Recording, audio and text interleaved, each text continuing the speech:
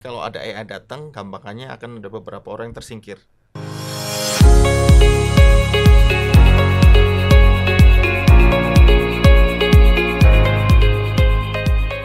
Hai everyone, selamat pagi. Kembali lagi bersama saya Rizky Rizano Bunai sebagai konsultan dari PT Yamada Consulting Inspire. Kali ini kita punya tema yang menarik nih. Jadi ada Beyond Speed and Artificial. Bagaimana sih potensi Indonesia dalam mengadopsi 5G dan AI untuk mengakselerasi ekonomi digital di Indonesia? Kali ini kita kedatangan dua narasumber yang tentunya udah malang melintang ya di industri ICT gitu ya. Without further ado, jadi di sini kita kedatangan yang pertama ada Mas Andrian. Selamat datang Mas Andrian. Jadi Mas Andrian ini kurang lebih sudah 20 tahun nih malang melintang di industri telco gitu ya. Jadi beliau ini pernah di CSM, kemudian ada Siemens, ada beberapa prinsipal lainnya juga kayak misalnya Nokia, terakhir di Huawei juga ya, seperti itu. Jadi Mas Andrian ini sebagai pengamat ICT dan telekomunikasi di Indonesia, seperti itu. Kemudian yang kedua ada Mas Yanuar nih, sebagai praktisi telco. Jadi kurang lebih udah 10 tahun lebih nih pengalamannya. Ada di ZTE, kemudian Huawei, seperti itu. Oke, sip. Kalau gitu kita lanjut. Terkait dengan 5G ini nih. 5G ini kan sebetulnya di Indonesia udah masuk kurang lebih 3 tahun ya sekarang ya milestone ya dari 2021. Sebetulnya kayak gimana sih Mas perkembangan 5G kita diiming-imingin nih 5G ini bisa speednya sampai up to 100 Mbps ketika kita pakai mobile phone. Sebetulnya apa aja yang bisa dilakukan sama 5G ini untuk kehidupan sehari-hari kita ataupun di industri ya, seperti itu.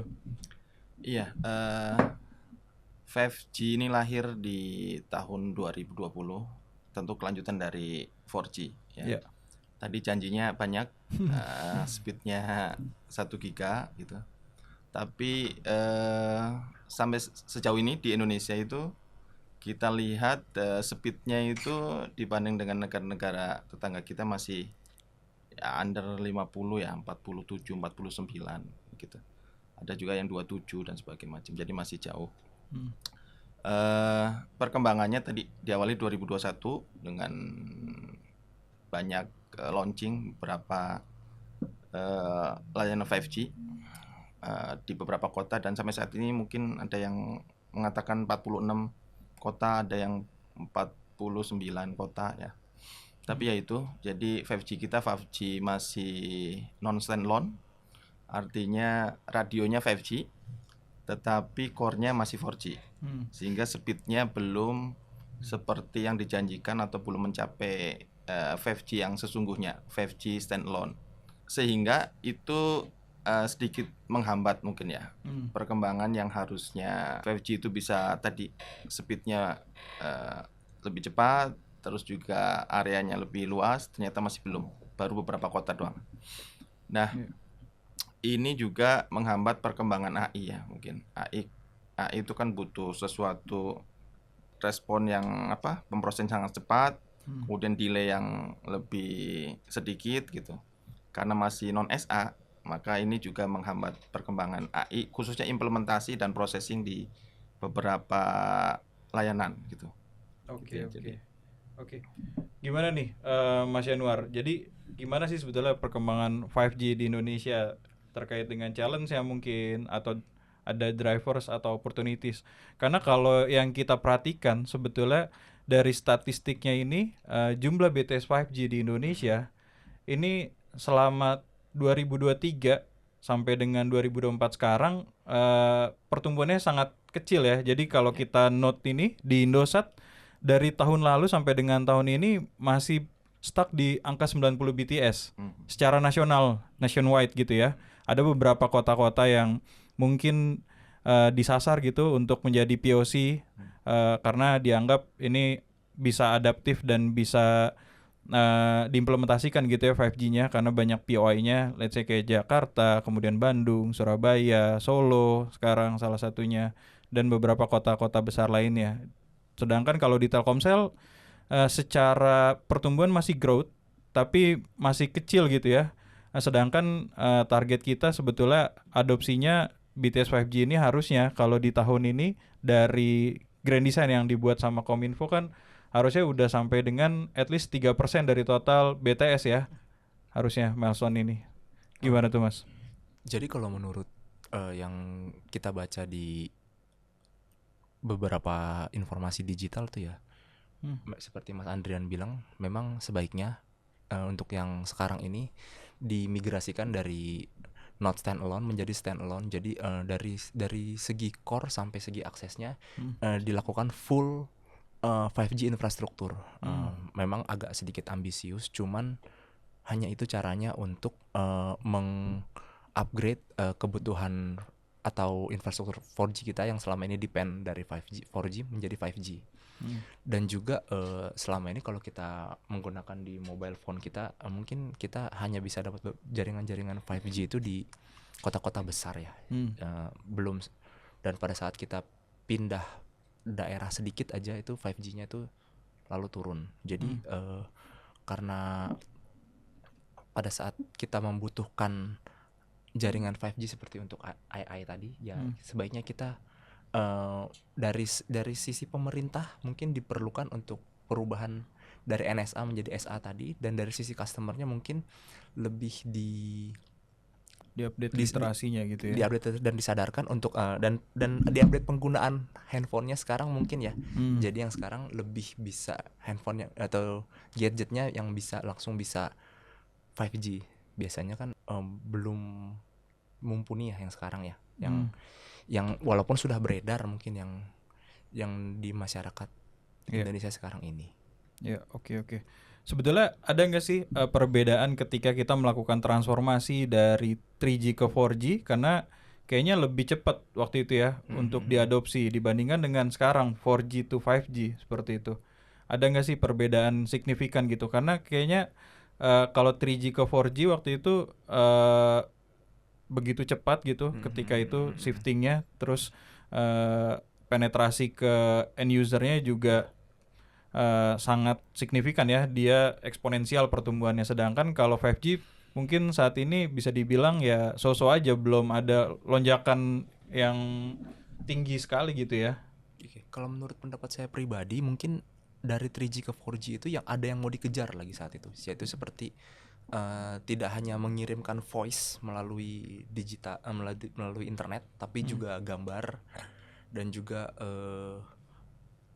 gambar, video atau dan sebagainya ya. Jadi mungkin kenapa itu bisa lebih cepat, tapi mungkin Mas Andri nanti bisa menambahkan. Tapi mungkin kalau dari sekarang 4G ke 5G mungkin sedikit lambat. Kalau menurut saya mungkin dirasa belum perlu mungkin, karena jaringan 4G sekarang cukup memenuhi kebutuhan yang diperlukan oleh masyarakat. Seperti yang tadi saya bilang, voice over internet atau broadband sekarang. Untuk 4G sekarang kita streaming dari gadget kita sudah bisa menikmati layanan seperti Netflix atau Prime atau dan sebagainya itu. Jadi mungkin di situ perbedaannya jaringan 3G ke 4G, 4G ke 5G itu. Oke. Gimana Mas Andrian, mungkin melengkapi dari sisi latensi gimana tuh Mas? Karena mungkin kalau bandwidth ya sekarang masih oke-oke aja nih dengan resolusi yang kita miliki saat ini gitu ya. Iya, jadi memang tadi ketika 3G ke 4G itu tadi lebih smooth ya, atau kita lebih butuh ya. Karena memang waktu itu kalau dengan 3G itu kan hanya bisa video call ya, internet speednya belum begitu cepat waktu itu, jadi aplikasi yang jalan itu belum banyak. Tapi ketika ke 4G itu ada game changer yang namanya, kemudian HP pindah dari Android kan, kita bisa nginstal aplikasi sendiri, nonton YouTube, kemudian juga muncul industri yang namanya startup ya, banyak, ada Gojek, ada Grab dan sebagainya bisa masuk, sehingga orang itu merasakan butuh HP 4G itu untuk menikmati aplikasi tadi. Pakai Android dia bisa milih aplikasi sendiri, kemudian di 3G nggak bisa, waktu itu HP-nya hanya Nokia itu ya yang bisa video call. Di 4G HP-nya sudah Android atau pilihan yang lain yang dia bisa ini sendiri. Kemudian juga ada aplikasi-aplikasi yang jalan banyak di situ kan, yang kita bisa order transport dengan online, yang semuanya hampir onlineisasi di situ kan. Nah, ketika 4G ke 5G itu agak lambat. Kenapa? Karena sekarang orang 5G menggunakan 5G, dia bisa YouTube, saya di 4G juga bisa YouTube, ya kan? Iya. Terus saya bisa apa misalnya bikin Zoom atau apa, saya bisa juga di 4G. Jadi seperti nggak ada bedanya. Iya. Kenapa?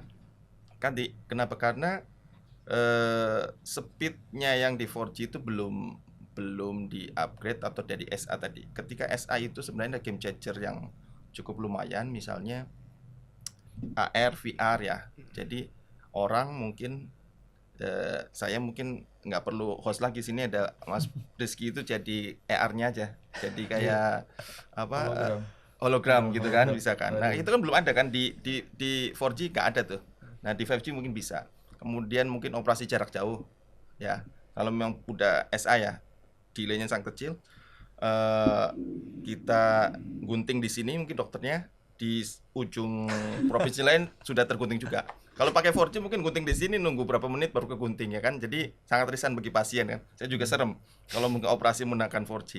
Nah, dengan 5G itu seperti itu. Jadi nggak ada game changer yang apa ya, yang perubahan yang signifikan kalau saya pakai 5G dengan 4G itu bedanya apa gitu-gitu. Sehingga orang, nah sebenarnya ini bisa dibuat lebih apa? Lebih ini untuk corporate atau company ya. Jadi bukan retail yang dikejarnya. Kalau 5G buat corporate itu ada game changer, misalnya di mana? Mining, di banking itu kan sudah beberapa ya. Misalnya di Freeport kita. Jadi sampai bawah tanah itu alatnya udah otomatisasi dengan 5G. Orang nggak perlu lagi datang ke site untuk nyalanin forklift atau alat berat, itu dari kayak main game aja. Oh iya, autonomous vehicle truck gitu ya. Iya, gitu-gitu kan. Terus juga mungkin di beberapa negara yang sudah 5G-nya sudah mature, dia taksi atau ini nggak perlu driver. Jadi itu game changer yang membuat orang pengen ngerasain 5G. Tapi kalau kita hanya di YouTube bisa, di 4G kita bisa, yang lain bisa, ngapain saya pindah ke 5G kan. Nah, makanya sebenarnya ada beberapa model bisnis atau ekosistem yang harus dibangun sehingga orang itu merasa butuh. Kalau nggak ada perbedaannya, nggak ada 4G dan 5G ya itu secara masyarakat layanan orang cenderung ini ya nggak berubah. Iya. Iya. Berarti artinya belum ada user experience yang membedakan ya antara 4G dan 5G untuk saat ini kalau di Indonesia ya. Karena use case-nya terbatas untuk teman-teman end user, terutama yang retail ini ya. Gitu. Let's say kayak tadi use case-nya ada beberapa kayak autonomous vehicle truck, terus kemudian autonomous vehicle untuk passenger seperti itu. Nah, sebetulnya gimana sih teknologi 5G yang ada di Indonesia dibandingkan dengan beberapa negara yang sudah berkembang ya? Contohnya kalau misalnya di sini ada US, China, sama mungkin di level ASEAN tuh kayak gimana tuh, Mas? Ya, jadi kan ada leadership 5G index ya. Jadi negara-negara pengguna 5G yang leader yang pertama, yang dia pemain awal ya. Yeah. Itu ada Korea, itu pertama kali di dunia Korea. Yeah. Kemudian ada Cina, ada Amerika ya, kemudian Jepang gitu.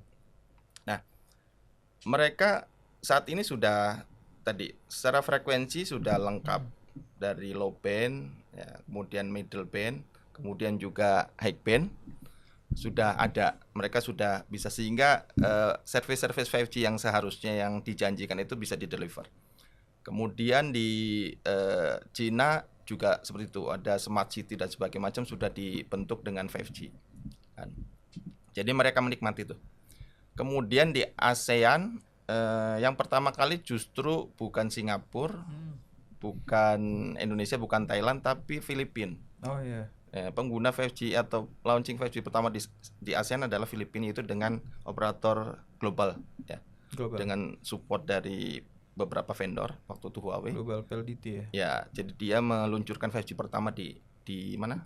Di ASEAN. Nah, perkembangannya sampai saat ini kita masih tertinggal secara secara luasan cakupan 5G tadi baru 46 atau 49 kota ya. Tadi mungkin kalau BTS-nya tadi katakan Indosat baru 90, totalnya ya, mungkin ada 300-an saat ini ya. Less than 500. Ya, less than 500. Nah, jadi masih kecil. kalau di Ookla itu grafiknya itu petanya kalau di 5G sinyal itu di kayak lampu, Indonesia itu masih redup, belum kelihatan. Tapi beda dengan kayak Brunei, Singapura, Malaysia yang sudah hampir penuh lampunya tuh. Jadi dengan itu speednya ya tahu sendiri, tetangga kita Singapura itu dengan Korea masih kejar-kejarannya speednya di dunia itu. Jadi Indonesia masih jauh. Kemarin Kominfo kita membuat gerakan atau inisiatif bahwa speed minimal 100 megabit. Iya. Nah, gitu kan. Nah, gitu. Jadi itu mungkin jadi perkembangannya di kita masih harus ngejar. Dan memang tipikal kita itu bukan pengadopsi awal-awal. Di 4G tadi yang ini kita itu baru 2014 apa 2015 tuh. Jadi 2010 diluncurkan 4G, kita baru 2014. Nah, ini 2020 diluncurkan 5G, kita agak maju sih 2021 lumayan. Tapi ya beberapa pengamat ngomong kita 2027 aja itu baru 30%-an mungkin coverage 5G di Indonesia. Jadi memang tidak desain untuk mengejar tetangga kita, tapi mungkin meningkatkan luasan cakupan 5G dulu mungkin ya itu. Iya. Oke. Kalau dari Mas Yanuar gimana nih melihat 5G di negara berkembang itu, apakah ada spektrum khusus yang mereka pakai dan kita belum adopsi, belum diterapkan gitu ya di sini ya? Oh, jadi kalau secara perbandingan tadi dengan kota-kota besar jelas masih tertinggalnya lumayan ya. Jadi di kita itu masih 40 sampai 50 Mbps, di Cina itu sudah Korea itu sudah 500 bahkan. Di Amerika itu 300-an. Jadi dan dari segi perangkatnya pun di Cina pun sudah termurah. Mungkin jadi di kita pun sudah levelnya masih di bawah. Dari segi harga atau price list perangkatnya pun juga cukup mahal gitu. Kalau di Amerika ya dia bisa mengalahkan Cina sedikit secara speed, tapi untuk harga dia cukup mahal gitu.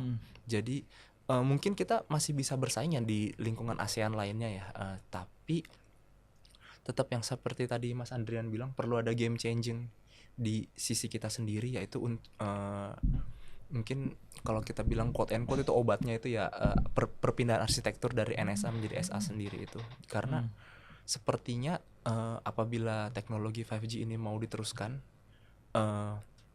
dengan kecepatan speed yang sekarang, belum terasa perbedaan signifikannya dengan 4G itu. Jadi kita perlu ada perubahan yang cukup berarti di sisi pemerintah dan swasta kita gitu sih Mas. Iya.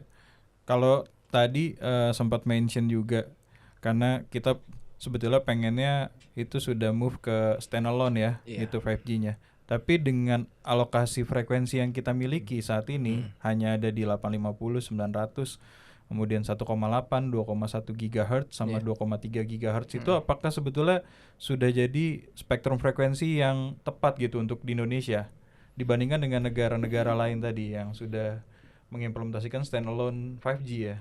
Jujur kalau untuk masalah frekuensi yang tepat atau tidak itu bukan dari kapasitas saya, tapi sepertinya memang sudah dipersiapkan karena secara roadmap kita akan lebih mencenderung ke arah sana. Jadi sepertinya dari segi frekuensi itu tersendiri saya kira memang sudah dipersiapkan oleh pemerintah dan juga dari segi swastanya. Menurut Mas Andre gimana Mas?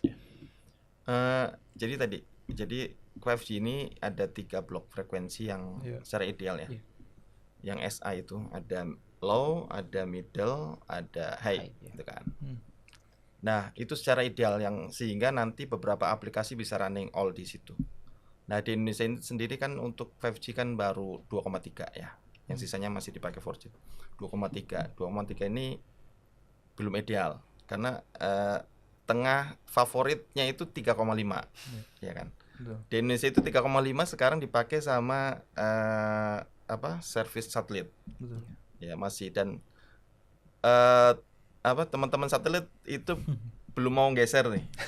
Kalau gratisan nggak mau dia, harusnya ada subsidi baru dia mau. Ya. Karena dia harus geser dan harus ganti perangkat nge-tuning perangkat lagi kan ke 3,5. Nah jadi kalau di dunia ini frekuensi favoritnya 5G itu 3,5 karena nggak di bawah banget, nggak ke atas banget, gitu kan. Jadi idealnya ada 3 tadi. Nah kalau Indonesia ini baru 2,3 tadi, dan tahun ini cuman dari tahun kemarin itu dijanjiin mau ada 700 yang sudah dibersihin dari TV itu kan, Iya. ya kan? TV Iya, analog. betul. Nah 700 ini pun sampai saat ini itu belum realisasi. Jadi dari tahun kemarin katanya tahun depan karena nggak jadi, harusnya 2023 tuh.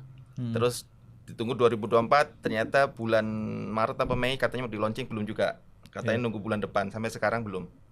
Nah, kalau itu di launching 700 tuh agak lumayan kan, 700 tuh coverage-nya itu lebih luas walaupun bandwidth-nya itu lebih kecil. Tapi lebih luas. Secara coverage-nya Ya. Nah, nanti harusnya itu sekalian di high-nya di berapa? 26 ya. 26 GHz itu lebih jalan lagi. Cuma kalau 26 berarti lebih sempit, lebih coverage-nya lebih kecil. Artinya lebih harus banyak ke base station atau antena untuk mengcover itu. Sehingga nanti idealnya adalah sebuah wilayah itu ada middle-nya, ada low-nya, ada high-nya. Karena kalau high semuanya sampai itu nanti kita jadi kayak hutan kota, banyak banget antena. Kalau high ya. Karena jaraknya paling 300 berapa meter. Dipasang bisa di lampu jalan, bisa di lampu merah lampu merah gitu ya. Nah, kalau yang di 700 itu jangkauannya bisa untuk mungkin urban atau suburban ya. Jadi lebih untuk daerah, sehingga tadi jadi sekarang kita masih main di 2,3, jadi low belum launching, kemudian juga high belum launching gitu. Sehingga perangkat yang masuk ke kita pun masih belum banyak. Nanti kalau sudah itu masuk, frekuensi itu di launching sama pemerintah, barulah perangkat-perangkat mungkin yang beroperasi di situ itu akan masuk tuh. Termasuk yang mungkin tadi yang HP masih mahal gitu, mungkin jadi lebih affordable ya. Iya. Sekarang berarti kan HP-nya harus frekuensinya 2,3 itu kan. Iya. Jadi kalau yang tadi 700 ini kan belum dilelang nih Mas. Belum. Sebetulnya info dari Kominfo ini kan menunggu. Kepastian merger dari 2 perusahaan telekomunikasi di Indonesia. Ya, yang kita tahu ada XL sama Smartfren nih. Gimana tuh Mas? Sebetulnya Mas. Iya tadi, jadi mungkin pemerintah masih belum melihat ini jadi kegentingan ya, sehingga harus ini. Jadi menunggu. Kenapa nunggu merger? Karena biar nanti pembagiannya itu fix. Kalau misalnya nanti ada Telkomsel, Indosat Tri sama apa sekarang mau merger, Excel sama itu kan dibagi 3. Gampangannya ya tinggal 700 bagi 3 bandwidth-nya. Tapi itu memang itu juga kecil gitu untuk yang dibagi 3 ya. Tapi kalau ini juga membuat ketidakpastian sampai kapan gitu-gitu, itu mungkin bisa menghambat tadi ekspansi 3G buat khususnya yang 700 itu buat ke daerah ya. Kalau yang 26 GB dan high frekuensi itu buat aplikasi-aplikasi yang butuh speed tinggi dan juga delay kecil gitu-gitu.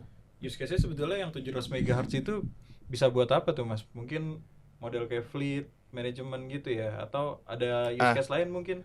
Biasanya kalau untuk yang frekuensi low itu dipakai untuk IoT. Nah, kalau sekarang kan IoT sekarang masih terbatas tuh ya frekuensinya. Mungkin ke depan itu IoT kalau 5G itu kan kalau yang 4G dengan 5G itu salah satu bedanya 5G itu bisa menghandle banyak perangkat ya kan. IoT salah satunya. Selain tadi speednya tinggi, kemudian bandwidthnya lebar, juga menghandle bisa banyak perangkat. Nah, mungkin jadi dengan 700 itu perangkat IoT atau yang butuh bandwidth yang tidak besar-besar itu bisa lebih banyak. Misalnya kawasan pabrik yang butuh mungkin ratusan sensor atau ratusan sensor tadi ya, perangkat kecil yang juga detektor gitu, itu bisa dihandle sama 5G dengan mungkin dengan satu radio atau beberapa BTS low band gitu. I see. Jadi orang kenanya makin tadi 700 ini belum jalan, kemudian IoT yang tadi dengan frekuensi terus itu belum masuk kita, dan juga ekosistem atau kebutuhan itu juga belum ada ya, belum mendesak. Mungkin kalau 700 sudah masuk di launching, mungkin perkembangan IoT bisa lebih lebih giat lagi di situ. Lebih masif ya implementasinya, terutama untuk industrial area ya Mas ya, untuk industrial. IoT-nya itu. Oke, ngomong-ngomong terkait dengan 5G nih, tentunya kita nggak lepas juga nih dengan perkembangan yang terbaru terkait dengan AI di Indonesia. Kebetulan AI ini masuk ke fase booming kedua ya, bisa dibilang ya. Sebelumnya kan di 2020 awal kita sempat hype dengan AI, tapi sekarang lebih advance lagi nih yang kedua ini karena ada Gen AI. Kita mungkin sudah mengaplikasikannya di ChatGPT mungkin atau Gemini atau ada beberapa aplikasi-aplikasi AI lainnya gitu ya. Sebetulnya AI itu gimana sih Mas di Indonesia perkembangannya? Secara yang saya ketahui ya, secara penggunaan itu kan karyawan itu hampir mungkin 50-60 itu sudah ngerti dan aware dengan AI ini. Apalagi mahasiswa ya, dengan membuat skripsi yang lebih mudah sebagai macam menggunakan gitu. Nah, yang saya yang saya lebih tekankan adalah penggunaan AI di hal yang lain ya. Seperti mungkin kalau di telekomunikasi itu di bagian customer service misalnya ya. Jadi menghandle lebih cepat, lebih tepat ya komplainan dari si customer. Kemudian lebih jauh lagi adalah pemanfaatan AI untuk planning sebuah project atau sebuah kegiatan di dalam mau launching sebuah layanan atau apa ya namanya Projects. ya. Jadi di planning kan lewat AI gitu, masukin data-data data project, data apapun yang masukin, kemudian planningnya itu seperti apa. Misalnya memplanning penempatan base station tadi antara 700 2,3,5 atau yang high itu seperti apa, itu bisa dimasukin data itu dengan data mungkin geospasial, data frekuensi, data PTS dimasukin, nanti dia akan mengini sendiri tuh. Nah, jadi minimal interference atau optimum di situ ada pasar, ada customer, itu lebih tepat. Jangan sampai kita ndiriin base station tapi di area yang nggak banyak usernya gitu kan. Nah, itu dengan AI bisa. Kemudian untuk operasional gitu ya, mendeteksi gangguan, terus juga menganalisis berapa gangguan yang terjadi, memitigasi ke depan harus apa, itu bisa AI bisa diterapkan, dan itu sudah dimulai sama beberapa perusahaan telekomunikasi di Indonesia sendiri juga. Nah, gitu. Dan terakhir saya dengar kabarnya Indosat ya, IOH itu mau membuat Indonesian AI dengan Nvidia di Solo.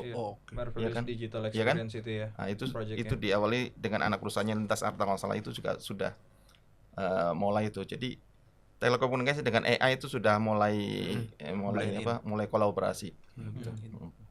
Karena tadi AI tanpa 5G yang benar-benar cepat itu ya nunggunya lama kan kalau kita ini. Oke, I see. Kalau dari challenge-nya gimana nih Mas Yanuar? AI ini di Indonesia seperti apa sih? Challenge-nya apa aja sebetulnya? Mungkin nggak cuma di Indonesia ya, tapi di sisi global ya. Kalau menurutku perlu ada filtrasi sih penggunaan AI ini ya. Jadi contoh cukup dibatasi untuk penggunaan secara profesional aja. Jadi kalau untuk pelajar ke bawah itu sepertinya tidak perlu menggunakan AI karena membatasi keterampilan dan kemampuan individu berkembang itu sendiri. Jadi perlu ada dari pemerintah itu yang membatasi penggunaan itu sendiri. Dan juga kalau dari segi yang masih kurang menurut saya pribadi sekarang ini adalah data poolnya sendiri, yang generate data yang selama ini yang mereka ambil, yang kita bahkan udah bisa dari dulu kita bikin program setengah mati, sekarang kita mendeskripsikan sejelas-jelasnya di ChatGPT itu, bahkan semua programnya itu keluar semua. Jadi alangkah baiknya untuk program yang sebagus ini, kalau individunya belum dirasa cukup mampu atau bertanggung jawab, sebaiknya jangan dulu. Jadi selain dari segi pemerintah yang tadi saya bilang data atau poolnya masih kurang, di sisi end usernya pun juga harus perlu dibatasi penggunaannya. Mungkin statement saya pribadi ini mungkin bakal banyak dapat challenge dari mahasiswa atau pelajar-pelajar ke bawah yang sekarang ini lebih sangat dimudahkan oleh AI ini sendiri. Tapi percaya deh, untuk hal-hal seperti itu mungkin nanti sebaiknya digunakan untuk kalangan profesionalis saja. Itu aja sih. Oke, jadi terkait dengan literasinya ya untuk penggunaan AI jauh lebih bijak gitu ya, Iya. dibatasi. Tentunya butuh peranan regulator, kemudian di sisi end customer juga perlu difiltrasi kembali gitu ya. Iya. Oke, I see. Kalau misalnya dari driversnya nih Mas, untuk AI di Indonesia tuh apa aja sih sebetulnya untuk saat ini gitu ya? Apa ya? Mungkin tadi. Jadi kalau di sisi budget itu bisa menghemat ya. Di sisi pengerjaan itu lebih cepat gitu ya. Itu di sisi tadi SDM itu bisa berkurang gitu kan. Iya. Jadi mungkin kita tadinya butuh 10 orang, dengan AI 3 orang bisa dihandle itu dengan satu AI. Itu jadi kebutuhan itu mungkin ya. Jadi budget lebih berkurang, kemudian lebih cepat mungkin itu ya. Jadi planning dan lebih tepat. Tadi ketika kita mengalokasikan sebuah apa misalnya tadi radio di sebuah tempat, tapi di situ ternyata dari demand dan sebagainya macam trennya tidak ini, tapi kita tetap di situ, AI harusnya nggak bisa memberi warning pada kita tidak tepat mendirikan atau mendevelop sebuah perangkat atau service di daerah itu gitu. Iya. Karena kalau insight yang kita dapatkan hasil riset dari Harvard Business Review ini, melalui AI ini ketika kita mengimplementasikannya di sektor enterprise bisa mendapatkan peningkatan sales 50% Gitu. dari sebelum diimplementasikannya AI. Kemudian efisiensi yang dicatatkan sama AI ini ketika sudah diimplementasikan kurang lebih 40%. Artinya tentunya sebetulnya ada disrupsi gitu ya terkait dengan expenses yang mungkin repetitif, let's say di human resources yang mungkin low skill level gitu ya. Ini bisa tergantikan sebetulnya ya. Iya. Walaupun secara logiknya mungkin seperti itu ya. Jadi kalau ada AI datang, gampangannya akan ada beberapa orang yang tersingkir atau ter-cut atau ter-PHK gitu ya. Tapi secara apa sekarang yang kita rasakan dan kita baca ya, case-case itu justru sebaliknya kayak 5G tadi, itu beberapa perusahaan justru menambah kebutuhan karyawan. Ya. Kayak misalnya AI itu diimplement gitu ya, atau 5G dan AI diimplement. Itu ada orang-orang security yang sekarang dibutuhkan. Yang sebelumnya mungkin orang nggak begitu aware ya. Kemudian juga Jadi orang security-nya cyber security atau security in terms of conventional security. Cyber security. Cyber security ya. Iya kan, dengan adanya itu AI Security engineer. kan crawling data dan sebagainya macam Iya. kan. Itu juga perlu penambahan orang ternyata. Dan juga hal-hal yang lain, misalnya AI ini kan nggak langsung bisa kita pakai kan. Harus di training dulu. Ya kan. Itu kan perlu engineer lagi baru ya. Jadi memang satu sisi dia bisa menghilangkan beberapa pekerjaan, tapi sisi lain juga ada pekerjaan baru yang diciptakan. Gitu ya. Jadi kayak hukum energi aja kan. Iya. Energi tidak bisa hilang dan juga bisa diciptakan. Jadi muter-muter, paling ada perubah aja.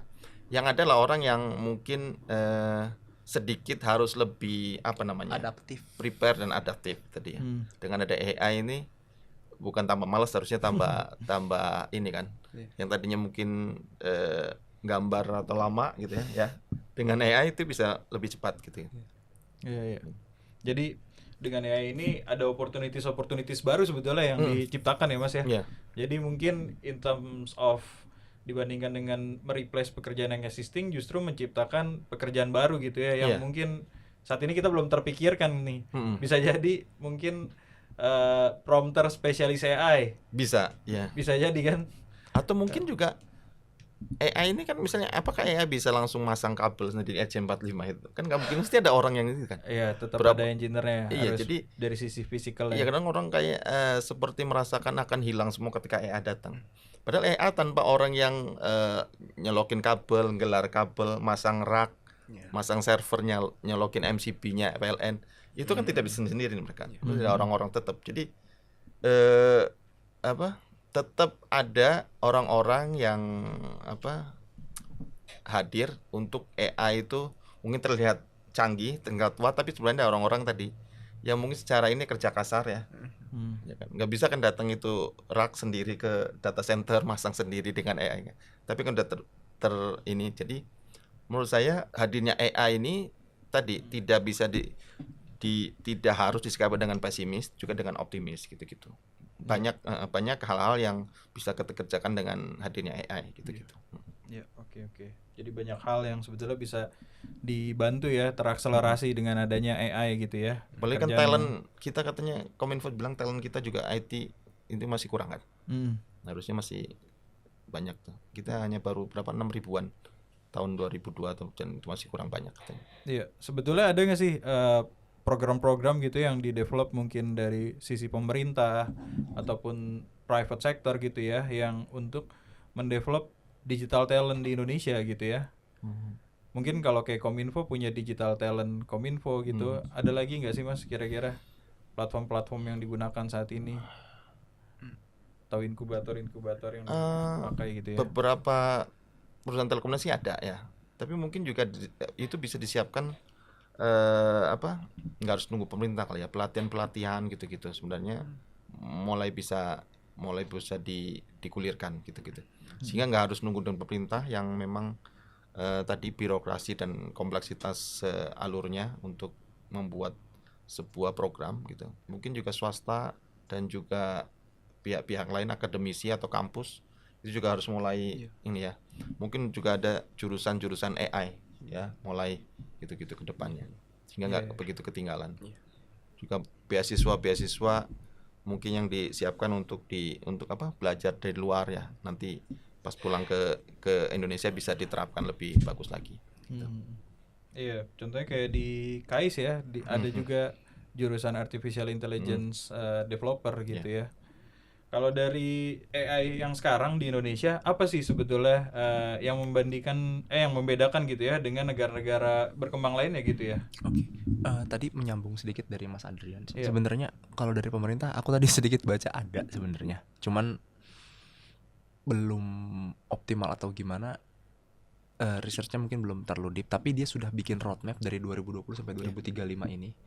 Namanya kalau nggak salah BPRIN apa itu? BRIN. Ya, nah itu cuman balik lagi seperti keterbatasan di data poolnya tersendiri belum terlalu banyak. Jadi untuk mengenerate-nya itu untuk pemerintah atau lokalan kita sendiri tuh belum cukup mumpuni, makanya kita lebih sering menggunakan ChatGPT atau Gemini tadi. Kalau tadi pertanyaan apa Mas Munai? Yang ngebedain implementasi atau mungkin adopsi AI di Indonesia dengan negara luar gitu yang berkembang kayak di US, Cina ataupun negara Asia lainnya yang mungkin lebih maju gitu ya. Kalau tadi 5G kan mungkin dari sisi infrastruktur, terus kemudian capital sama dari sisi demand juga belum terlalu butuh kalau untuk di Indonesia gitu, belum ada use case yang supporting gitu ya. Nah, kalau yang AI ini seperti apa tuh? Mungkin kalau untuk pengaplikasiannya ya, kalau yang sekarang ini kita lebih marak melihat di sosial media tuh lebih banyak digunakan oleh anak-anak mahasiswa ke bawah atau pelajar menggunakan AI itu. Kalau untuk generasi yang sekarang ini seperti Mas Bunai dan aku dan juga Mas Andrian lebih menggunakan AI ini sebatas keperluan profesional saja. Jadi perlu kayak semacam ada suatu cara tertentu untuk memelekkan kita menggunakan atau kesadaran penggunaan AI ini apabila memang AI ini ingin digunakan lebih lanjut ya. Jadi jujur sampai tahun kemarin menurut saya belum terlalu butuh yang namanya AI itu. Begitu akhirnya saya melihat orang-orang sekitar itu mendeskripsikan sesuatu sejelas-jelasnya keluar end produknya berupa lagu, berupa pemrograman yang sudah jadi atau hal-hal lainnya, itu menurut saya cukup praktis ya. Jadi kalau ditanya perbandingannya dengan negara lain sepertinya masih cukup kurang karena pengguna AI tersebut di sini ya masih terbagi dari beberapa golongan-golongan tertentu yang merasa kayak tanda kutip quote and quote itu kayak perlu nggak perlu seperti itu sih Nas. Dari Mas Andrian mungkin?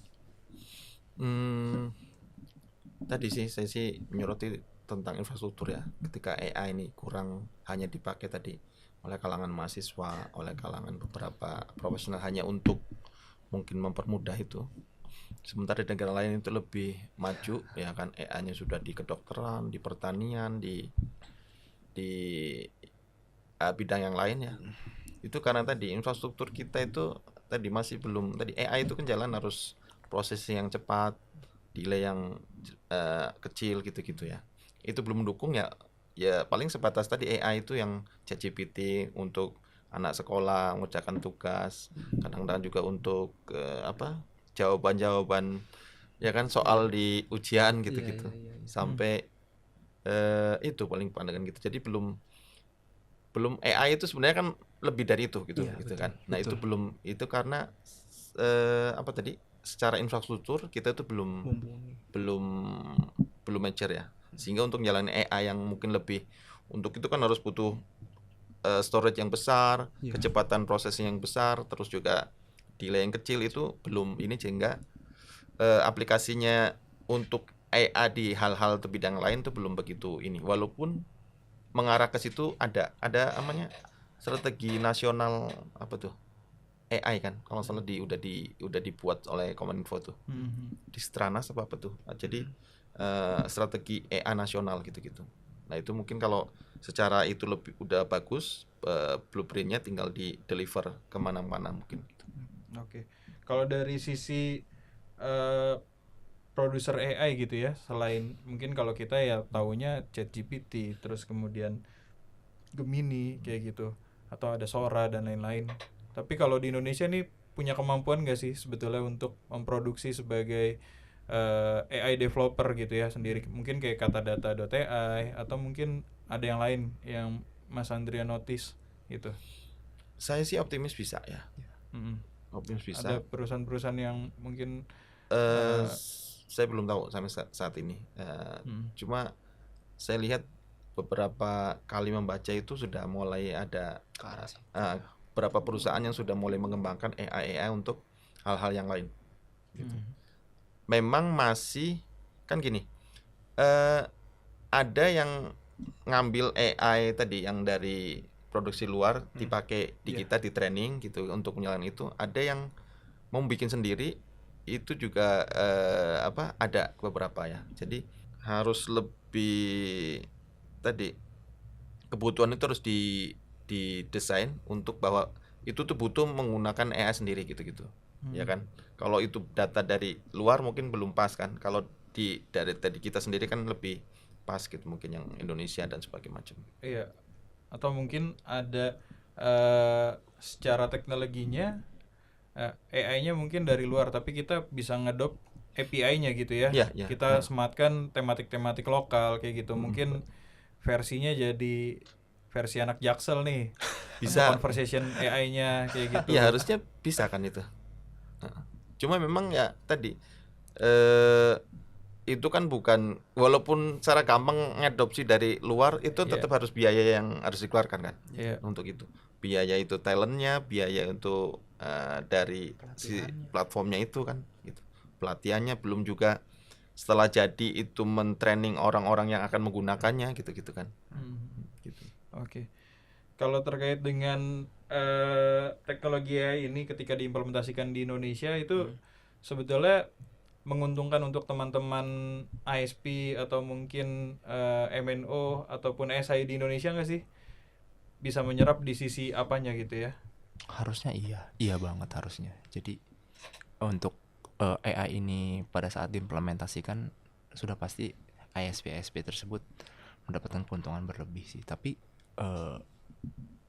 diimplementasikan seperti apa itu pertanyaan lebih lanjutnya ya. Kita belum tahu dia bakal mau digunakan seperti Mas Andrian tadi bilang dari sisi apa customer service itu mungkin digantikan oleh AI, atau bahkan yang lebih advance lagi pengimplementasian upgrade software atau implementasian penggantian service di perangkat itu sendiri. Jadi perlu ada roadmap atau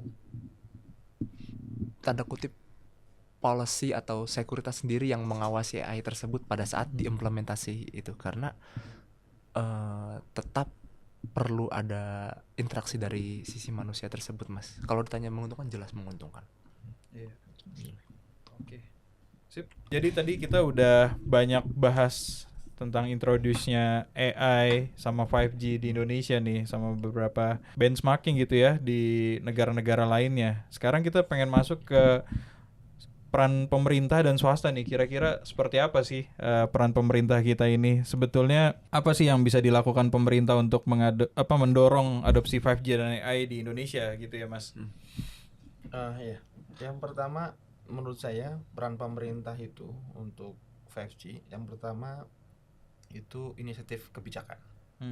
Ya. Mungkin perusahaan-perusahaan atau swasta kan tidak dalam ranah itu. Kalau pemerintah kan punya otoritas dan punya resource untuk itu membuat kebijakan. Ya seperti tadi, jadi kebijakan tentang internet cepat misalnya, kebijakan tentang penggunaan spektrum, kebijakan tentang teknologi 5G SA, kebijakan misalnya kalau di Malaysia atau Thailand itu menunjuk sebuah perusahaan nasional sendiri untuk mengembangkan 5G. Jadi tidak ke operator-operator. Nah misalnya itu ya, dan itu nanti yang bertanggung jawab tentang penyebaran 5G di negaranya, misalnya gitu ya. Itu kan kebijakan. Yang kedua setelah kebijakan adalah keamanan ya. Secara itu nanti 5G dan juga AI itu mau tidak mau akan mengambil atau mengcrawling data kan, yang disimpan dalam mungkin storage besar namanya big data. Nah, alangkah tidak bagusnya kalau data itu kemudian bisa diambil oleh orang-orang yang tidak bertanggung jawab, digunakan untuk hal yang tidak bertanggung jawab gitu ya. Sehingga pemerintah dalam ini harus menjaga keamanan data yang ada di di negara itu ya, gitu ya. Yang tiga adalah harmonisasi mungkin kebijakan atau keputusan antara mungkin Indonesia dengan ASEAN gitu, misalnya menggunakan atau berbagi informasi ya, ketika roaming nanti gimana, atau supply chain misalnya ada made in Singapura yang mau ke Indonesia, kita butuh itu harus bagaimana, itu di level pemerintah ya. AI, perangkat AI yang ada di negara lain yang bisa mau masuk ke kita atau kita juga mau mengekspor, itu kebijakannya seperti apa. Nah itu level kebijakan.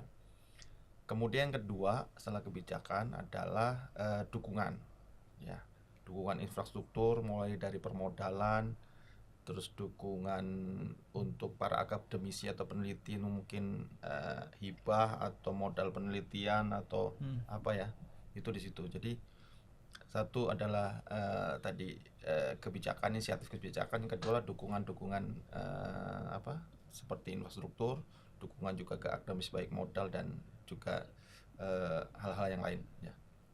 Gitu. Ya, sebetulnya ada nggak sih inisiasi dari pemerintah yang mungkin membentuk joint venture gitu ya, antara pemerintah kemudian akademisi sama dari sisi prinsipal gitu ya, Mas ya? Misalnya model kayak yang dibikin sama TIP dengan beberapa institusi pendidikan. Itu sebenarnya skema yang di negara lain pun dilakukan. Jadi antara prinsipal, kemudian vendor ya, kemudian akademisi, kemudian pemerintah ya. Kita di beberapa ini sudah jalan ya. Ada akademisi meneliti beberapa topik tentang misalnya 5G, AI dan juga 6G, kemudian dimodali oleh dari pemerintah, kemudian juga nanti itu bisa diadop sama sebuah prinsipal atau vendor tertentu ya gitu ya. Dan itu sudah ada, tinggal tadi secara wadah itu perlu diperbanyak ya. Mungkin itu 1-2 kampus, tapi harus merasakan semua kampus ya. Dan kalau salah itu kan mostly beberapa prinsipal atau vendor itu mempunyai sekarang kayak lab atau kerjasama dengan kampus.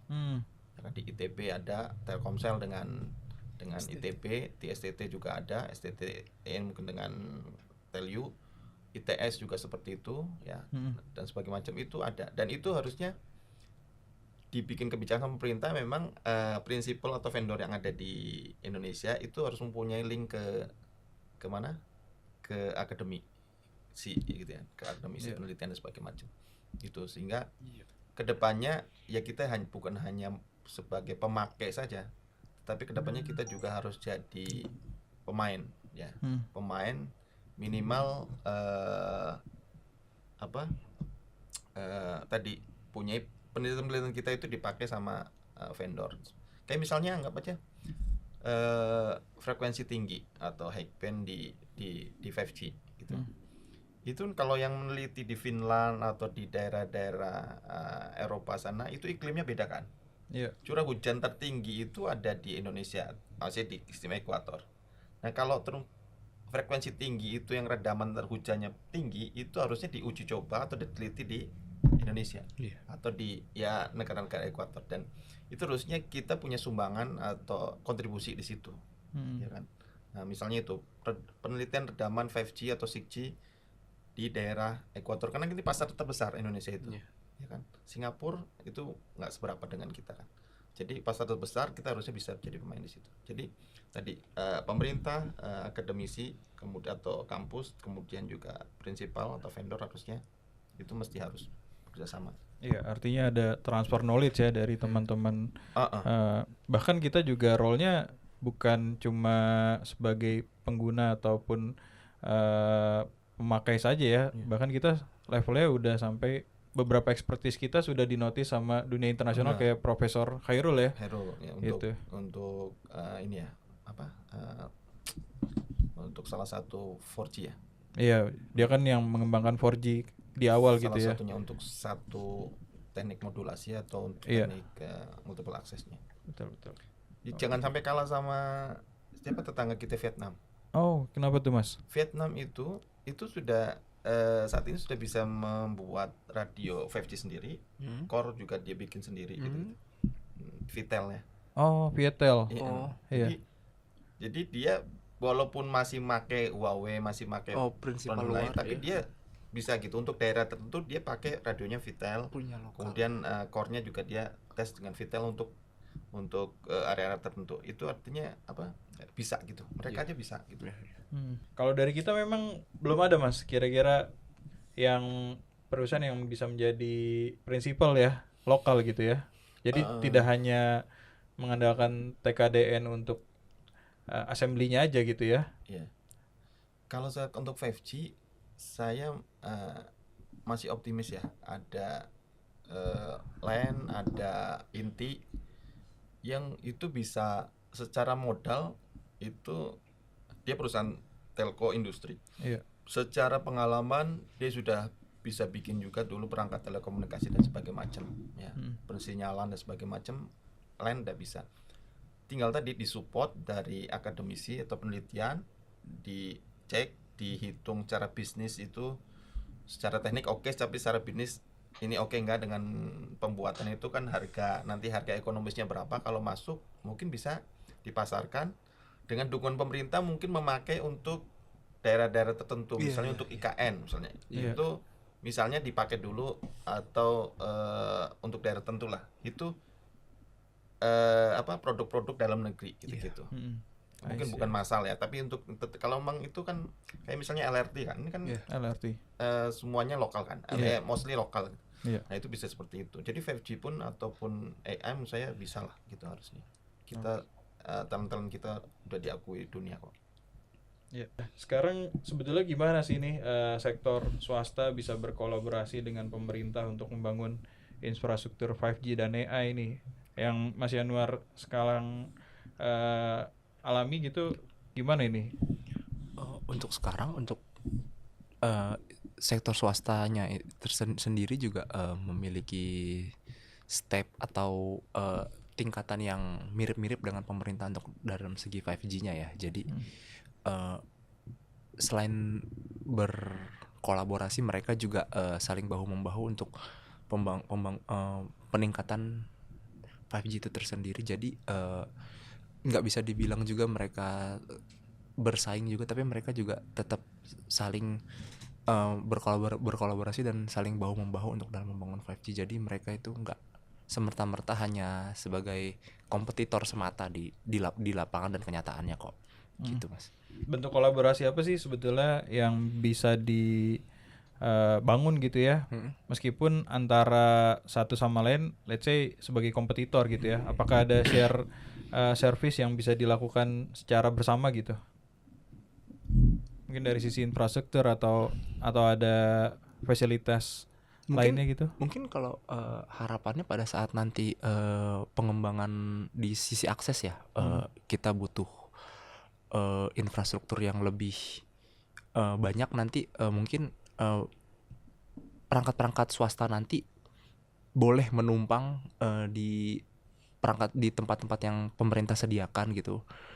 Jadi swastanya itu nggak perlu lagi bikin dari nol banget. Jadi dari situ kan sudah cukup membantu ya. Jadi si swasta dan pemerintahnya di situ bisa berkesinambungan, saling membantu. Jadi konsepnya modelnya kayak open run gitu atau seperti apa? Bisa open run, bisa jadi kayak simbiosis mutualisme juga. Jadi pemerintah menyediakan jalurnya, nanti mereka yang menyediakan dari sisi aksesnya gitu sih Mas. Oh iya, oke. Berarti bentuknya modelnya kayak Bakti sekarang ya, kan udah bangun Palaparing sebagai backbone gitu. Nanti aksesnya sisanya tinggal teman-teman swasta ya, yang bisa melihat leads-nya kira-kira ada di mana seperti itu ya. Iya, melanjutkan. Iya. Jadi secara backbone pemerintah ya, gitu ya. Karena sekarang kan itu walaupun swasta juga ada yang berani juga bangun backbone ya. Iya. Tapi khususnya biasanya ke daerah-daerah yang menguntungkan. Tapi kalau kayak daerah yang kurang menguntungkan, itu mau tidak mau harus digarap sama pemerintah gitu ya. Iya. Nah, swasta juga didorong, harus bisa didorong tadi. Kadang-kadang walaupun sama pemerintah sudah ya sekarang. Jadi operator itu sebagian besar keuntungannya ya, berapa persen itu dipakai untuk membiayai tadi ya, USO ya, USO atau pembangunan infrastruktur di daerah-daerah terpencil atau 3T. terluar 3T tadi kan. Itu kan termasuk peran swasta di situ.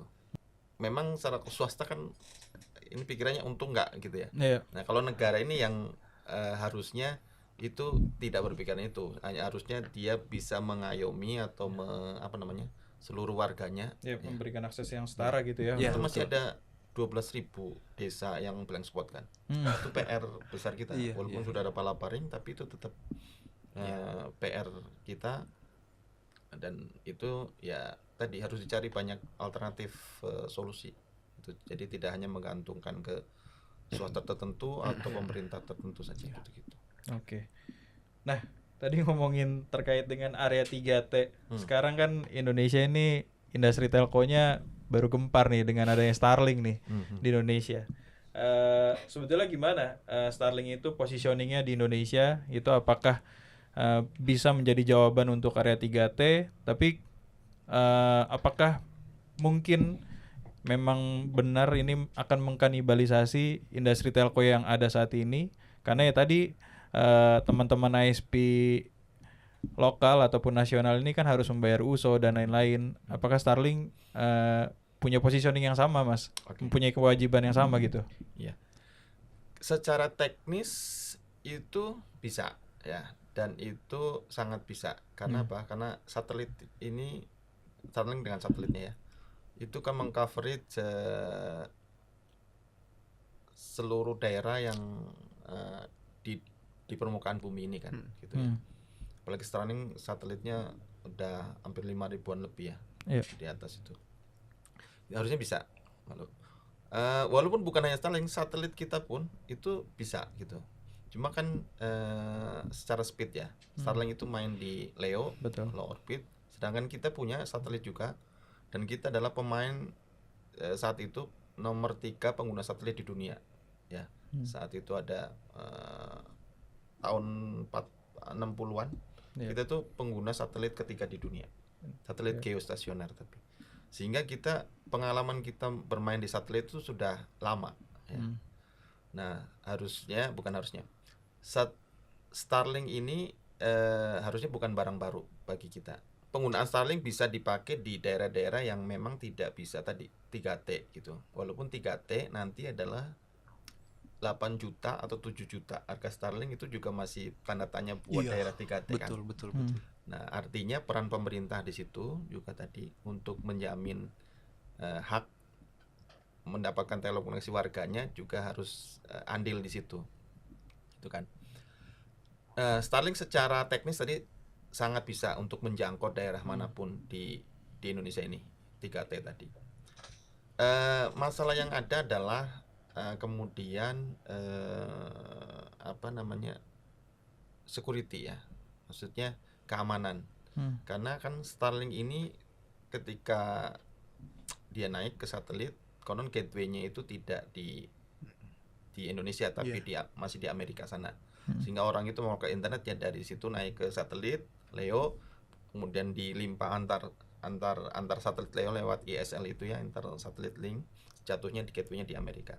Tapi kemudian ini konon bisa dicari solusinya adalah dijatuhkan di gateway-nya Telkomsat. Jadi masih di Indonesia. Jadi tetap masih di Indonesia. Kenapa? Karena kalau jatuhnya di luar, maka kita tidak bisa pantau tuh. Walaupun agak orang ada yang setuju dengan pemantauan trafik ya. Tapi tidak mau ini mengenai kedaulatan negara gitu. Beberapa case misalnya di Brasil, itu Starlink itu dipakai oleh penambang legal untuk komunikasi dengan bosnya di kota gitu-gitu. Dan dan dia pasang CCTV daerah penambang, jadi ketika ada petugas masuk itu ketahuan. Dan ketika dikomplain ke Starlink nggak mau tahu. Saya kan hanya menjual saja. Pemakai itu urusan tanggung jawabnya si pemakai gitu-gitu. Nah itu. Nah kalau dari gitu kan jadi nanti keamanan security dan nasional dan sebagainya macam kan. Itu jadi secara teknis satelit apapun mau LEO, GEO, MEO itu bisa dipakai untuk daerah tertinggal tadi. Ya. Walaupun kita sudah punya pilihan juga, nggak harus Starlink ya. Ada namanya milik PSN tuh. Satria itu kalau nggak salah sudah dapat project juga untuk menghubungkan beberapa puskesmas di Indonesia ya dengan satelitnya PSN itu. PSN itu perusahaan dalam negeri, Pasifik Satelit Nusantara. Dan juga PSN ini pernah pada saat tsunami di Aceh, dia kirim beberapa puluh handphone satelit untuk, kan mati semua tuh di sana kan, hanya handphone satelitnya si PSN saja yang bisa digunakan. Termasuk juga Starlink mungkin pas ada bencana itu bisa digunakan saat itu. Jadi secara ini bisa, tapi nanti ada harus dibicarakan dengan tadi anggarannya ada nggak untuk daerah tertinggal itu. Sampai mintanya pasang Starlink tapi anggarannya nggak ada. Nanti yang bayar orang-orang sana. Mungkin untuk itu aja belum ini ya kan, untuk primer aja perlu, apalagi untuk Starlink gitu. Nah ini kalau misalnya ngomongin Starlink sebagai salah satu media connectivity, apakah memungkinkan Starlink ini juga jadi opsi backhaulnya untuk BTS 5G gitu ya? Atau mungkin kalau di luar itu ada hubs ya, high altitude platforms, pakai drone gitu ya modelnya. Apakah teman-teman seluler ini yang di Indonesia bisa mengcounter itu dengan cara tadi ya? Jadi bukan memposisikan sebagai kompetitor secara langsung, tapi dirangkul juga sebagai supporting backbone gitu. Ya, kalau mungkin pihak Starlink sih oke-oke aja ya, karena dia kan dipakai layanannya, yang penting bayar kan gitu kan. Tinggal sekarang perusahaan telekomunikasi seluler ini apakah memang sudah mentok nggak punya solusi selain Starlink ya, ya gitu kan. Gitu. Tadi secara ini kan tadi ring Palapa sudah ngering semuanya, ya kan, tinggal diriin PTS saja kan gitu. Mungkin buat backup, buat backup pun mungkin apakah dengan Starlink pilihannya kan bisa juga dengan tadi dengan Telkomsatnya. Kita punya apa sih satelit? Ada Telkom satelit, ada BRI satelit BRI ya kan, ada Satria tadi punya PSN. Dengan layanan satelit yang ada terus kemudian kita pindah ke Starlink sebagai backhaul, apakah itu tadi kalau secara nationality-nya itu di mana gitu, ya kan? Aku setuju. Ya kan Belum lagi nanti hadir lagi tuh, bukan hanya Starlink nih, ada OneWeb saingannya Starlink. Iya, ya. OneWeb. Nanti akhirnya kita jadi pasar lagi. Amazon Iya, iya, Kuiper. Kemudian satelit kita itu lainnya tidak terutilisasi, Iya, betul. gitu Aku kan. setuju, Mas. Nah, baiknya sih tadi membesarkan perusahaan-perusahaan satelit kita, juga mendorong mungkin ke arah yang lebih baik. Mungkin karena Leo ya, karena Elon Musk itu punya roket sendiri yang bisa bolak-balik kirim satelit, sementara kita sekali ngirim roketnya punya orang lain dan sekali kirim doang, habis itu nggak bisa balik lagi kan. Ya mungkin harganya memang masih lebih itu, jadi memang harga dan juga itu perlu juga gitu, perlu dipertimbangkan. Dan juga peran pemerintah di situ tadi, security, kemudian secara teknis tadi subsidi untuk daerah-daerah tinggal tuh anggarannya ada nggak? Iya. Dan saya lihat ternyata ada kan, lumayan dan anggarannya, dan itu harusnya sih bisa. Nah, sekarang sebetulnya gimana sih cara 5G ini dan AI bisa meningkatkan produktivitas untuk tadi ya beberapa sektor? Mungkin bisa dikasih use case-nya gitu, Mas. Saya ada beberapa contoh. Yang pertama misalnya peternakan. Sektor poultry berarti ini ya? Peternakan. Iya, peternakan. Ada case di Cina. Itu ada sebuah peternakan sapi pedaging. Ya. Mereka dikasih tuh tagging sensor di badannya. Nah, dia bisa dicek tuh kondisinya sapi itu, kapan umurnya, kapan harus disembelih, kapan harus dikasih makan, dimakannya harus apa, umur berapa gitu kan. Dia laki apa betina gitu, itu jantan apa betina, itu tuh ada sensornya itu. Sampai akhirnya kemudian nanti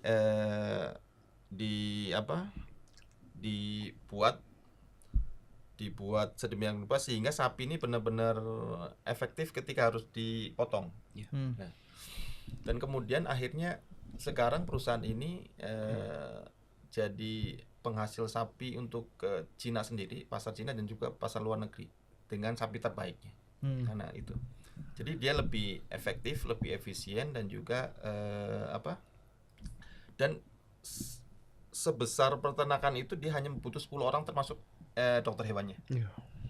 Jadi ada layar-layar banyak itu yang mendeteksi itu di China ya. Jadi untuk monitoring untuk sapi-sapi potong. Kemudian juga ada di Inggris. Itu beda, di sana cuma dia nih sapi perah.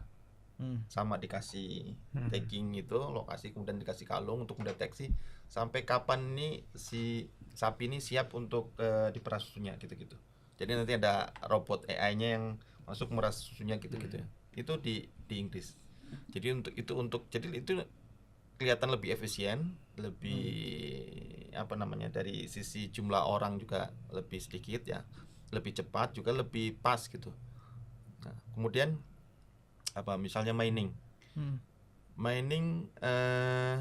itu kita punya juga di Indonesia, ada Freeport ya, dengan layanan dari Telkomsel ya. Itu tadi jadi sudah bisa mengotomatisasi perangkat-perangkat atau mesin itu sampai yang di dalam tanah itu, di eksplorasinya. Area eksplorasi Jadi tambang. komunikasi di bawah dengan di atas, dan juga otomatisasi mesinnya itu dioperasikan dengan 5G. Itu di Freeport. Telkomsel kalau nggak salah sekitar 5 atau 6 BTS Combat BTS gitu ya di modelnya, sana Mas, untuk nyediain 5G di sana ya. Jadi itu, dan kabarnya itu bisa menghemat secara waktu itu, kapasitas itu naik 25%, gitu, kalau nggak salah 25-20%. Kemudian cara energi itu lebih saving ya, energinya tidak lebih saving. Kayak tadi harus ada supir yang harus ngerakin datang gitu kan, itu dari kayak remote control aja dari sebuah ruangan gitu. Kemudian dari sisi efisiensi juga meningkat gitu-gitu ya. Itu kemudian apa lagi, itu mining. Kemudian kalau banking saya lihat itu beberapa bank besar di luar negeri itu sekarang lagi bikin AR atau VR untuk approval loan pinjam. Jadi nggak usah datang ke bank, tapi nanti ada VR yang bisa dia komunikasi kayak dengan CS gitu. Jadi di rumah aja, termasuk approval itu langsung dari situ. Virtual assistant juga itu, Mas, modelnya ya. Jadi beberapa bank itu masuk ke Visa gitu-gitu. Nanti jadi pengajuan itu nggak harus datang ke lokasi banknya, nggak ada, harus ketemu dengan CS. Kalau di rumah sakit ya mungkin dengan health ini ya tadi telesurgery yang dari di Indonesia pernah dilakukan dari Hasan Sadikin ke Sarjito ya. Iya, Sarjito Jogja. Ya, itu juga pernah akan dilakukan dengan model 5G. Itu pernah dilakukan di Indonesia. Excel memantau perusahaan kompresor itu diawasi sehingga dia real time datanya disimpan di cloud. Sehingga tahu tuh kompresor mana yang harus diperbaiki dan sebagainya macam. Itu dengan 5G juga. Kemudian apalagi kesehatan tadi ya.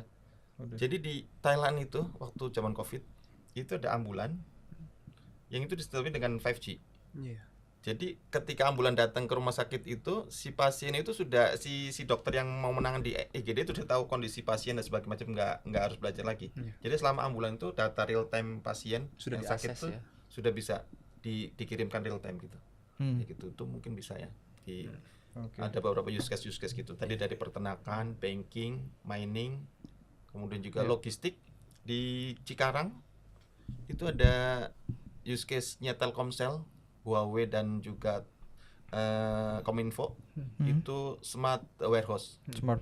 Itu menggunakan kayak robot gitu pengambilannya. Jadi barang mana diambil pakai robot dikirim, jadi bukan pakai orang lagi. Itu smart warehouse yang diinisiasi sama Huawei, sama Telkomsel, sama Kominfo. Smart warehouse logistik ya. Kalau dari sisi SME nih, gimana nih Mas Yanuar, mungkin ada 5G atau AI use case yang bisa diimplementasikan di Indonesia? Aku sih baru kemarin ya dapat case ini lebih ke otomatisasi ya, belum ke AI ya. Jadi ada teman dia dosen IT, dia itu mengencourage mahasiswanya menggunakan otomatisasi.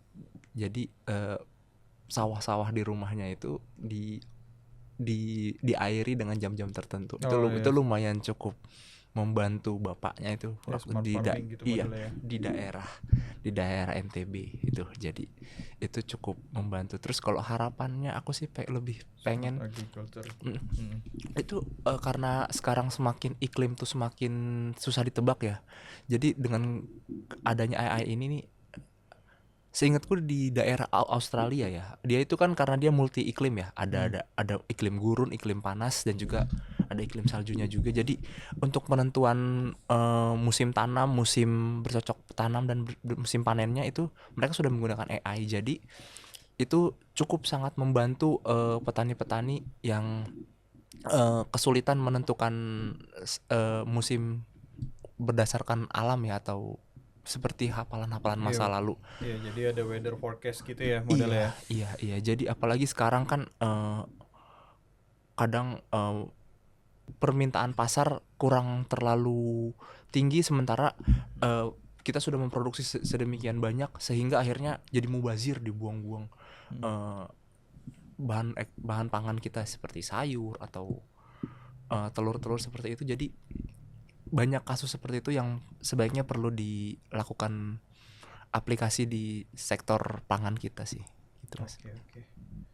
Tadi kan Mas Yanur juga sempat share ya terkait dengan gimana sih caranya mengatasi perubahan iklim ini. Sebetulnya ada lagi nggak sih Mas use case lain gitu ya di negara lain atau mungkin kita justru? Mengenai perubahan iklim ya, khususnya dengan 5G dan juga AI ini. Jadi gini, 5G ini kan wajib bin kudu bin harus bertemu dengan serat optik ya kan.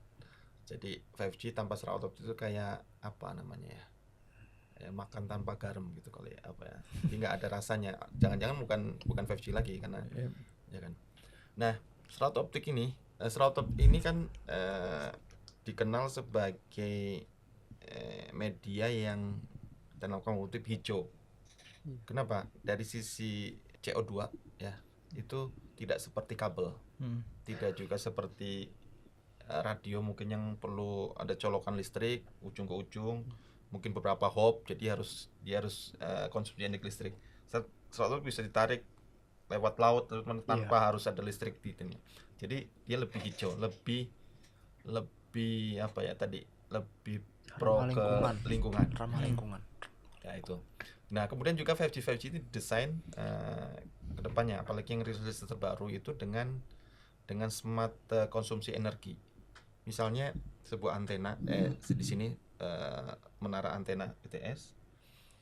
Di sekitar situ lagi banyak orang, maka dia akan pancar tuh energinya antena. Sehingga sinyal-sinyalnya itu mengenai para penggunanya di sekitar itu. Tapi ketika nggak ada, dia bisa kecilkan tuh energinya. Jadi bukan ada orang, nggak ada orang mancar, tetap mancar gitu. Jadi ada smart energi yang mengontrol dengan AI mungkin ya. Jadi mengontrol di sini ada user demand-nya besar nggak, ya dipancarin dengan besar. Dia ada kecil, kecil. Termasuk misalnya di beberapa gedung yang penggunanya ada di sebelah kanan doang, ya maka antenanya itu akan memancar si beam ya kalau kita nyebutnya si pancarannya itu hanya ke daerah tertentu, yang lain tuh nggak dipancarin. Bukan kayak Omni semuanya dipancarin, ada nggak adanya itu. Jadi ada smart antena, ada smart energy consumption tadi juga seperti itu. Oke. Jadi sangat pro terhadap safety environment ke depannya gitu ya. Ya, termasuk juga ada BTS yang di daerah yang tidak menggunakan listrik, tapi listriknya menggunakan tenaga matahari, tenaga angin, solar PV. Termasuk juga membuat dimensi rak yang lebih, dulu mungkin segede 3, 4, 5 rak, sekarang bisa lebih kapasitas yang lebih besar, lebih kecil, sehingga penggunaan AC pun bisa lebih diminimize gitu. Oke, mungkin ini last question nih Mas. Jadi bagaimana nih 5G dan AI bisa membantu mengakselerasi pertumbuhan ekonomi Indonesia, terutama pertumbuhan ekonomi berkelanjutan menuju Indonesia Emas 2045 nih. Gimana nih Mas Yanwar? Menurutku jelas ya, sangat itu jelas sangat membantu dengan itu semua kayak berkesinambungan dengan majunya teknologi, maju pula perekonomian kita ya, apalagi yang sekarang ini kita semakin digalakkan dengan Indonesia Emas ini. Terus caranya seperti apa, mungkin aku lebih berpikir kayak balik lagi ke awal tadi sih, kita balik lagi ke awal tadi. Infrastrukturnya itu, perubahan infrastrukturnya itu dari 4G ke 5G ini harus lebih galakan lagi apabila ingin menuju Indonesia Emas itu, agar teknologi kita itu yang sekarang ini bisa benar-benar teroptimalisasi apabila ingin bersaing dengan negara-negara secara global ya. Jadi pada saat kita mengoptimalisasi 5G seperti tadi Mas Adrian bilang, AI kita juga semakin meningkat, dan itu semua bakal berkesinambungan. Seperti itu sih Mas Munai. Oke. Dari Mas Andrian mungkin dari sisi payment kita kan sekarang udah mulai cashless nih ya. Gimana tuh Mas? Iya. Pertama tadi membantu menanggapi pertanyaan tadi bahwa menuju Indonesia Emas ya. 5G dan juga AI ini penting, dua backbone ini, untuk backbone yang mendukung transformasi digital. Ya kan, tadi payment dengan cashless, terus juga dokumentasi ya, perizinan sebagainya udah paperless ya dengan sistem. Terus juga tadi pembuatan sebuah keputusan itu dengan big data dan AI ya enggak, ya kan, itu juga. Jadi tidak lagi banyak meeting sebagainya, tinggal AI, big datanya diakses demikian rupa untuk membuat sebuah keputusan gitu berdasarkan data-data yang ada di big data. Nah, itu transformasi digital itu penting. Jadi 2045 itu Indonesia Emas itu, saya kebayangin itu transformasi digitalnya sudah masif, sudah ada di mana-mana, sehingga 5G dan AI ini digunakan secara masif. Kemudian tadi berkaitan dengan ekonomi digitalnya adalah ketika tadi AI dan 5G ini diimplementasikan, maka ada efisiensi, ada peningkatan kapasitas ya produksi yang bisa dihasilkan. Dari situ maka akan ada keuntungan yang bisa dicapai oleh perusahaan dan juga stakeholder yang lain ya. Sehingga dengan efisiensi dan juga peningkatan produksi itu, maka 5G dan AI ini bisa mendukung tadi konsep bisnis dan juga